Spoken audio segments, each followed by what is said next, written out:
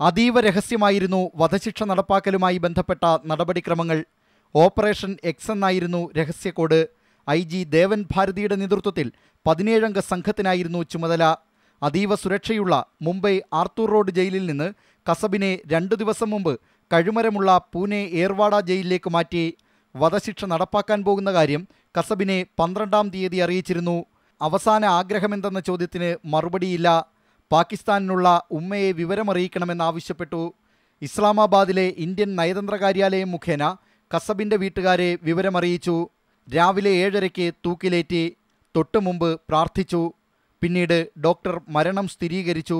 2004 ശേഷം ഇന്ത്യയിൽ നടപ്പാക്കുന്ന ആദ്യ വധശിക്ഷ. മൃതദേഹം ഏറ്റുവാങ്ങാൻ പാകിസ്ഥാൻ ആഗ്രഹം പ്രകടിപ്പിക്കാത്തതിനെ തുടർന്ന് കസബിനെ മിനിറ്റുകൾക്കകം ജയിൽ വളപ്പിൽ സംസ്കരിച്ചു. കസബിനെ തൂക്കിലേറ്റുന്ന കാര്യം പാകിസ്ഥാനെ ഇന്ത്യൻ സ്ഥാനപതി കാര്യാലയം കത്ത് മുഖേന അറിയിക്കാൻ ശ്രമിച്ചെങ്കിലും കത്ത് കൈപ്പറ്റാൻ അവർ വിസമ്മതിച്ചു. തുടർന്ന് ഡൽഹിയിൽ നിന്ന് വിവരം ഫാക്സ് ചെയ്തു. ഇന്ത്യയുടെ കത്ത് ലഭിച്ചതായി പിന്നീട് പാകിസ്ഥാൻ സമ്മതിച്ചു. 2 ദിവസത്തെ സന്ദർശനത്തിന് വ്യാഴാഴ്ച ഡൽഹിയിലെത്താനിരുന്ന പാക് ആഭ്യന്തരമന്ത്രി റഹ്മാൻ മാലിക്കിനോട് യാത്ര മാറ്റിവെക്കാൻ ഇന്ത്യ ആവശ്യപ്പെട്ടിട്ടുണ്ട്. ജയിൽ വളപ്പിൽ മൃതദേഹം അടക്കം ചെയ്യപ്പെടുന്ന ആദ്യ ഭീകരനല്ല കസബ്. മുമ്പ് JKLF ഭീകരൻ മക്ബൂൽ ഭട്ടിനെ 84-ൽ തൂക്കിലേറ്റിയ ശേഷം തിഹാർ ജയിൽ വളപ്പിൽ സംസ്കരിച്ചിരുന്നു. കസബിൻ്റെ ദയാഹർജി രാഷ്ട്രപതി തള്ളിയത് 5-ാം തീയതിയാണ്. 7-ന് ഫയൽ ആഭ്യന്തര മന്ത്രാലയത്തിലെത്തി. ദയാഹർജി തള്ളിയ ഉത്തരവടങ്ങിയ ഫയൽ 8-ന് കേന്ദ്ര ആഭ്യന്തര മന്ത്രാലയം മഹാരാഷ്ട്ര സർക്കാരിന് കൈമാറി. 2008 നവംബർ 26 മുതൽ കസബടക്കം 10 ഭീകരർ മുംബൈ നഗരത്തിലും താജ് ഹോട്ടലിലും 3 ദിവസം നടത്തിയ ആക്രമണത്തിൽ 166 പേരാണ് കൊല്ലപ്പെട്ടത്.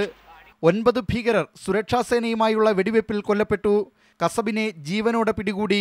ഭീകരാക്രമണത്തിൻ്റെ 4-ാം വാർഷികത്തിന് 5 ദിവസം മുമ്പാണ് കസബിനെ തൂക്കിലേറ്റിയത്. ആർത്തൂർ റോഡ് ജയിലിൽ കസബിൻ്റെ സുരക്ഷയ്ക്കും താമസത്തിനും സർക്കാരിന് കോടികളാണ് ചെലവായത്. ജയിലിന് സുരക്ഷ നൽകിയതിന് ഇന്തോ ടിബറ്റൻ അതിർത്തി പോലീസ് 27 കോടി രൂപ മഹാരാഷ്ട്ര സർക്കാരിനോട് ആവശ്യപ്പെട്ടിട്ടുണ്ട്.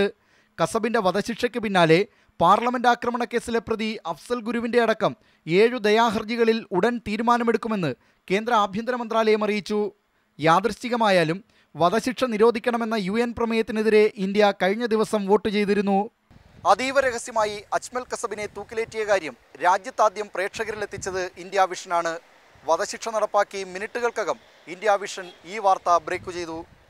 കസബിനെ തൂക്കിലേറ്റിയെങ്കിലും മുംബൈ ഭീകരാക്രമണത്തിൻ്റെ ആസൂത്രകരെ വിട്ടുനൽകണമെന്ന ഇന്ത്യയുടെ ആവശ്യം പാകിസ്ഥാൻ ഇനിയും അംഗീകരിച്ചിട്ടില്ല. B Dileep Kumar, New Delhi, India vision.